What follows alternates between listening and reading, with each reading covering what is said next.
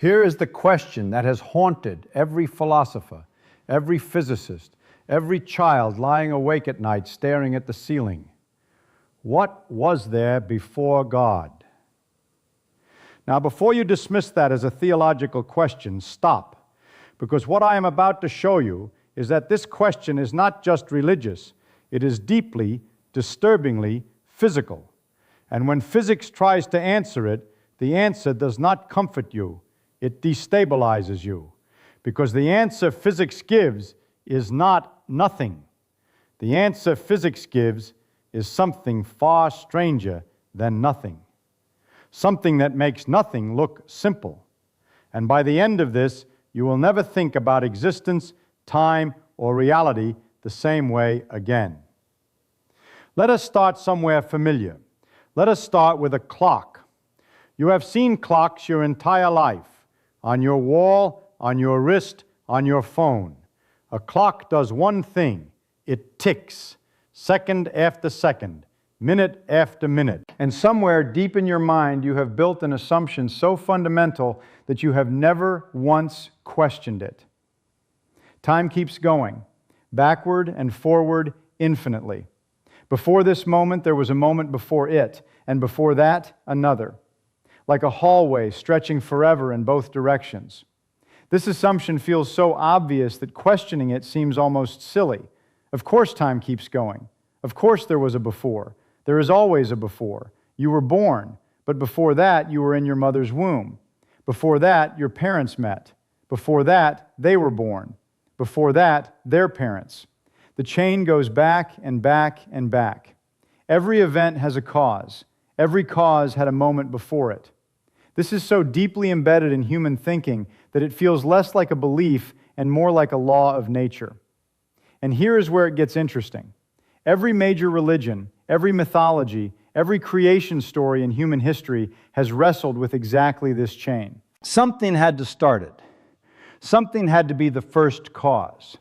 And whatever that first cause was, whether you call it God, the Brahman, the Tao, the unmoved mover, the mind immediately asks, but what came before that? Even as a child, you probably asked a parent or a teacher this exact question and got one of two answers. Either God always existed, he has no beginning, or that question doesn't make sense. Both answers frustrated you because your brain, wired deep in cause and effect logic, could not accept a thing with no beginning. Your brain kept pushing. But before that? But before that? What if I told you that your brain was not broken for asking that? What if I told you your brain was doing exactly what a physicist does? Because physics asked the same question. And physics did not flinch. It went all the way back. Back past stars. Back past the Big Bang. Back past the first particle. Back past the first moment. And what it found there shattered the question itself. Because physics discovered something extraordinary. The before you were looking for may not exist. Not because something is hiding it, but because time itself had a beginning. And a universe without time is a universe where the word before becomes meaningless. Like asking, what is north of the North Pole? But here is the question nobody asks. Not in churches, not in classrooms, not even in most physics lectures. If time had a beginning, what caused time? We talk endlessly about what caused the universe, what caused matter, what caused energy. But time is so invisible, so woven into every experience we have ever had, that we forget it is also a thing. Time is not just the backdrop against which events happen. Time is itself a feature of reality, a dimension, a physical quantity that can stretch, compress, warp, and apparently begin. So when we ask, what was before God, or what was before the Big Bang, we are secretly asking something even deeper. What was before time? And that question is not theological. That question is one of the most profound open problems in all of physics. It sits at the intersection of quantum mechanics and general relativity, the two greatest theories humans have ever constructed, and neither of them fully answers it. General relativity, Einstein's masterpiece, describes the universe as a fabric of space-time, not space and time separately, but woven together. And this fabric, according to the equations, had a beginning. The Big Bang was not an explosion inside space, it was the explosion of space itself. Space-time emerged. Before that emergence, the equations break down. They produce infinities. They produce what mathematicians call a singularity, a point where the numbers stop making sense and physics throws up its hands. And right there, at that singularity, at the very first moment, at the edge of everything, that is where the question lives. Not in theology, not in mythology, in mathematics. In the hard, cold, beautiful language of physics. So what was there? What was there before time, before space, before the first quantum of energy flickered into existence? This is where physics gets genuinely strange and genuinely wonderful. Let us build up the answer layer by layer, the way a physicist would. The first layer is the Big Bang. About 13.8 billion years ago, the observable universe, everything you can see, every star, every galaxy, every atom in your body, emerged from an unimaginably hot, dense state. In the first fraction of a second, the universe was smaller than a proton and hotter than anything we can truly imagine. Space was expanding, energy was everywhere, and from this primordial fireball, over billions of years, came galaxies, stars, planets, and eventually us. This is not mythology. This is measured. We have detected the afterglow of the Big Bang, the cosmic microwave background radiation, a faint hiss of microwave energy that fills the entire universe, a snapshot of what things looked like 380,000 years after the beginning. We have traced the expansion of the universe backward using the mathematics of general relativity.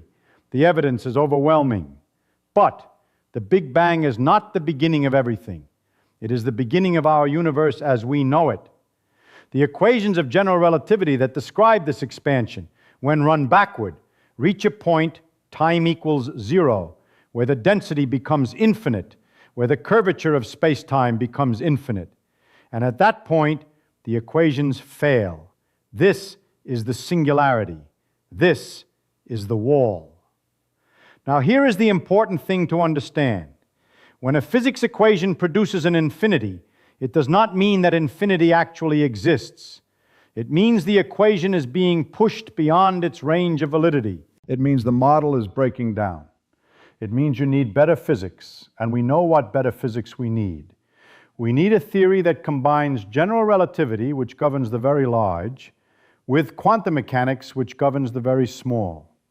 At the Big Bang, the universe was both very small and very energetic, meaning both theories apply simultaneously. But we do not yet have a complete theory that merges them. That theory, quantum gravity, is the holy grail of modern physics.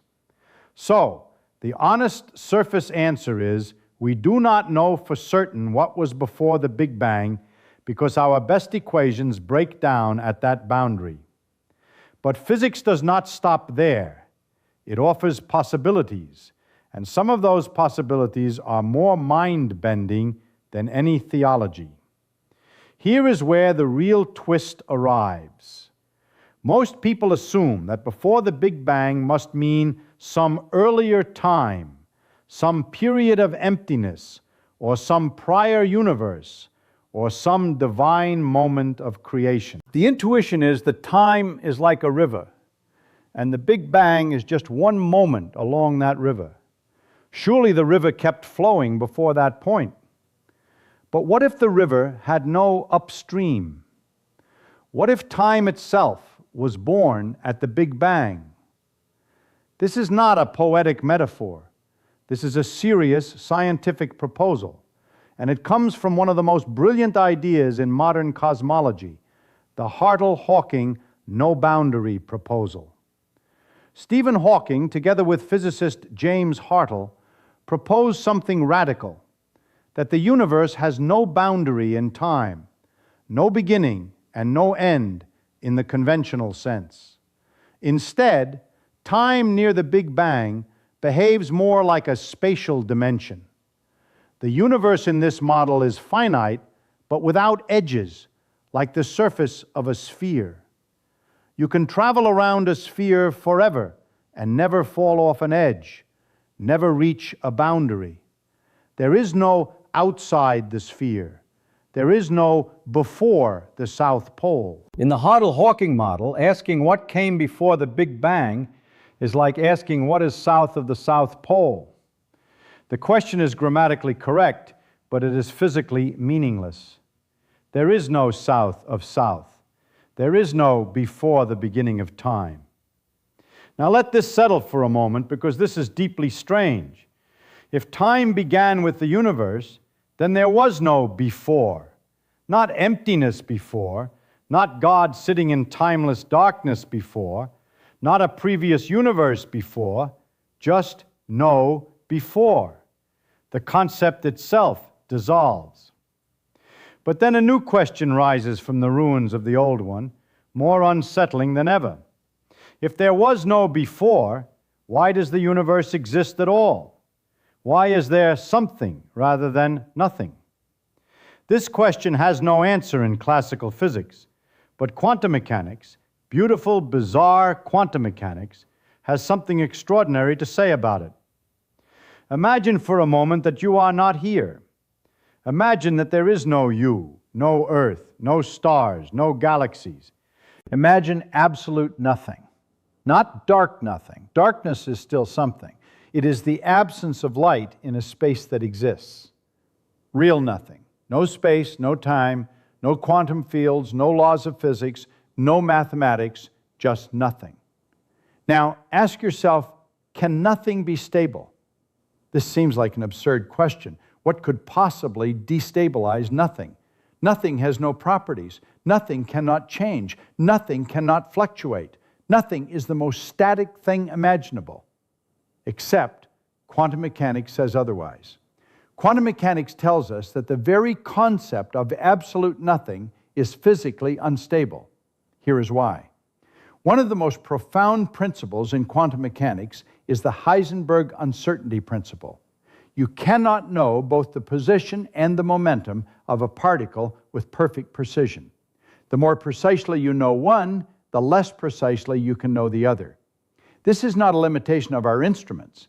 This is a fundamental feature of reality. Now apply this to energy.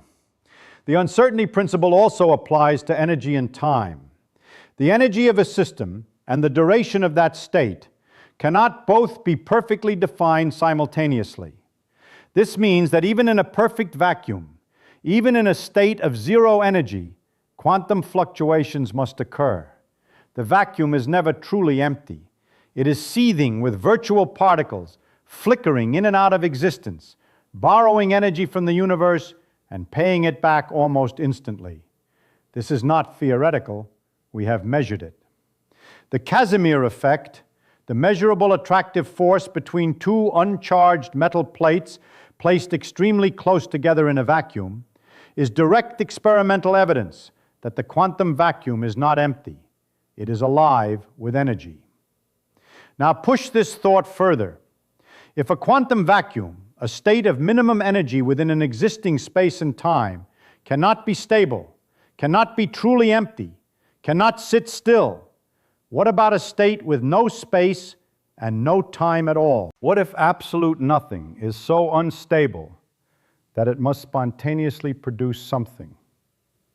What if the universe did not need a cause in the conventional sense? Not because it was created by something, but because nothing itself is impossible. This is not mysticism. This is physics taken to its logical extreme, and it suggests something extraordinary, that existence might be inevitable, that the universe did not come from nothing, it came from the impossibility of nothing. Let us go deeper now, layer by layer. The first layer, classical physics. In the world of Newton and classical mechanics, everything is deterministic. Every effect has a cause. Every cause had a prior moment. Time flows uniformly like a river. In this picture, the question, what was before the universe, demands an answer. Something must have started the chain. Classical physics offers no escape from this regress. It simply pushes the problem back, step by step, infinitely. The second layer, general relativity. Einstein shattered Newton's picture. In general relativity, time is not a fixed backdrop. It is part of the fabric of space-time. And that fabric can curve, stretch, and emerge. Time is tied to the presence of mass and energy. Where there is no mass, no energy, no space-time, there is no time. This is the first hint that before the Big Bang might be a category error. If space-time emerged at the Big Bang, then time was born there. And before time is like asking about a location that does not exist. The toddler, quantum mechanics, entered the strange. In quantum mechanics, particles do not have definite properties until they're measured. Systems exist in superpositions of states. And crucially, events do not always require classical causes. Radioactive decay, for example, is genuinely random. A uranium atom decays at a moment that is not determined by anything prior. It just happens. Quantum events do not always need a cause in the classical sense. This is not a gap in our knowledge. It is a feature of reality. Now apply quantum mechanics to the universe itself. This is called quantum cosmology, and it is one of the most exotic frontiers of physics. In quantum cosmology, the universe as a whole is treated as a quantum system. It can exist in a superposition of states. It can tunnel from one configuration to another, including from a state of no universe to a state of universe. This is the proposal made by physicist Alexander Vilenkin, quantum tunneling from nothing. In quantum mechanics, particles can tunnel through energy barriers, appearing on the other side without ever classically crossing the barrier. Vilenkin proposed that the universe itself tunneled into existence from a state of literally nothing. No space, no time, no energy. Not nothing as in vacuum. Nothing as in no prior physical state at all. The fourth layer, the wave function of the universe. In quantum mechanics, the state of a system is described by a wave function. Hawking and Hartle wrote down what they believed to be the wave function of the entire universe. This wave function does not have time as an input near the Big Bang. Time emerges from it rather than preceding it. The universe in this picture is not a movie playing on the stage of time. It is a self-contained quantum object whose geometry includes what we experience as time. And at the deepest layer, the layer we have not yet fully reached, is quantum gravity, the full theory that reconciles the quantum and the relativistic. String theory, loop quantum gravity, causal dynamical triangulations. These are the candidates. Each suggests in different ways that space-time itself is not fundamental, that it emerges from something deeper, something that has no time, no space, just information, probability, relationships. Now, let us zoom out, and then zoom in. And then out again, further than you have ever gone. Start here, with you, sitting where you are, reading or listening to these words. You exist at a very specific scale of reality. You are made of cells. Those cells are made of molecules. Those molecules are made of atoms. Those atoms are almost entirely empty space, with a nucleus so small that if the atom were the size of a football stadium, the nucleus would be a marble at the center. And around that marble, electrons do not orbit like little planets. They exist as probability clouds smeared across space, undefined until the moment they are detected. You are, at your most fundamental level, a pattern of probabilities temporarily organized into something that can ask questions about the universe. Now, zoom out, past the Earth, past the solar system, past the Milky Way, a galaxy of 400 billion stars, itself just one of 2 trillion galaxies in the observable universe. The observable universe spans 93 billion light years, and that is only the part we can see, the part whose light has had time to reach us since the Big Bang. The full universe may be vastly, incomprehensibly larger. Now, zoom to the very edge of the observable universe, to the cosmic microwave background, the faint afterglow of the Big Bang itself, radiation that has been traveling toward us for nearly 14 billion years.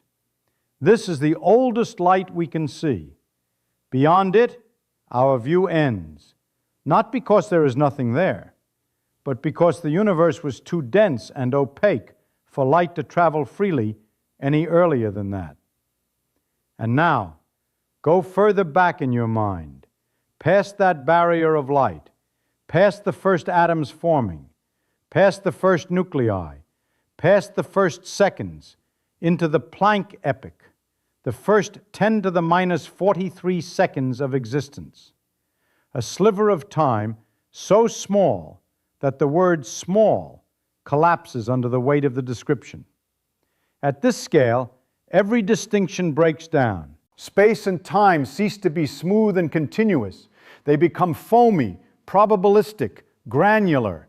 The very concepts of location and duration dissolve into quantum uncertainty. And here, at this unimaginable depth of reality, the question, what was before this, meets not an answer, but a transformation. The question changes shape. It becomes, what is the nature of the laws that permit this to exist at all?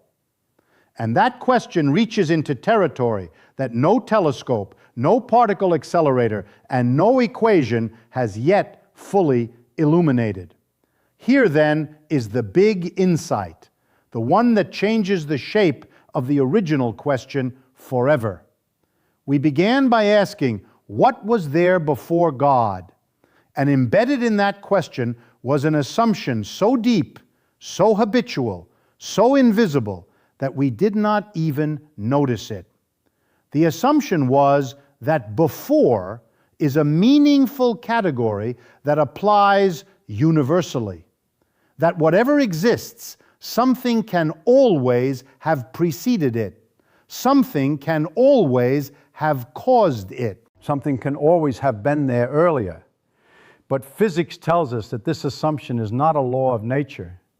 It is a feature of the particular middle scale, medium speed, human-sized world we happen to inhabit. At the deepest levels of reality, causality is probabilistic, not deterministic.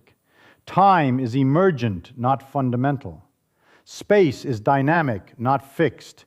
And nothing, quantum nothing, is not empty, but pregnant with structure. The real insight is this: the universe does not owe you a prior cause. Not because the question is forbidden, not because the answer is hidden behind religion or mystery, but because the structure of reality at its deepest level may simply not be built around the kind of linear causal chain that your question presupposes. Think about what that means. For thousands of years, humanity has used the demand for a first cause as one of the primary arguments for the existence of a creator. And science does not disprove that argument. It does something far more interesting. It reveals that the argument rests on an assumption about causality that may not hold at the boundary conditions of the universe. It undercuts the premise rather than disputing the conclusion. And this leaves us in a deeply honest, deeply humble, and deeply remarkable place where the old question, what was before God, is not answered, but dissolved. And in its place, we find a new and far richer question. Why is there a structure of laws, a quantum geometry, a set of mathematical relationships that permits existence rather than non-existence? Why these laws and not others? Why anything at all? That question does not have a scientific answer yet. It may not have one for a very long time. But the fact that we can ask it clearly, precisely, without mythology, is itself one of the greatest achievements of the human mind. There is something quietly extraordinary about the position we now find ourselves in. For most of human history, the question of ultimate origins was answered with story, with myth, with gods and first principles and sacred texts. And while those answers served profound social, psychological, and moral purposes, while they gave billions of people frameworks for meaning and belonging and courage, they were ultimately answers that stopped the inquiry. They provided a resting place for the mind. What science offers is different, not a resting place, but an orientation, a way of holding the question that does not require resolution to remain meaningful. Science says, we do not know, and here is precisely how far we have gotten. And here is the frontier, and here is where the next question lives. There is a kind of intellectual courage in that, a willingness to sit with genuine uncertainty without filling it prematurely with comfortable answers. And what is remarkable is that the honest scientific picture of the universe, quantum fluctuations, emergent time, no boundary proposals, the seething vacuum, is not less awe-inspiring than any creation mythology. It is, if anything, more so. Not because it is cold and mechanical, but because it is true, or at least truer than anything we have had before. The universe does not need to be explained by something outside it to be magnificent. The fact that existence arose, that the laws of physics permit not just stability, but complexity, life, consciousness, and curiosity, is not diminished by understanding. It is amplified by it. And perhaps the deepest philosophical point is this: the question, what was before the beginning, may ultimately be asking us to recognize the limits of our own cognitive architecture. We are finite minds, shaped by evolution for survival on a small planet, trying to grasp the infinite. The miracle is not that we fail. The miracle is how far we get. So, let us return to where we started. What was there before God? If God means the universe, then before the universe there was no before. Time itself was born with existence. The question reaches for a ledge that is not there. If God means the laws of physics, then those laws may be mathematical necessities, not contingent choices. They may not have been created. They may simply be what coherent existence looks like from the inside. If God means something beyond all of this, a consciousness, a will, a presence prior to and independent of the physical cosmos, then physics cannot address that claim directly. It can only say, the universe does not appear to require it. Whether that satisfies you is not a scientific question. It is a personal one. But here is what we can say with confidence, with clarity, and with genuine wonder. You are a temporary arrangement of atoms forged in the cores of stars that exploded billions of years before you were born, that has organized itself to the point of wondering about its own origin. The carbon in your body was made in a stellar furnace. The iron in your blood was scattered across space by a supernova. You are not separate from the universe asking questions about itself. You are the universe asking questions about itself. And the fact that this universe, whatever its origin, whatever preceded it or did not precede it, gave rise to beings capable of asking why, beings who look up at the sky and feel the weight of the question, that is not a small thing. That is the most extraordinary fact in the known cosmos. The universe did not have to produce wonder, and yet here you are, wondering. Perhaps that, more than any answer, is what we were always meant to find.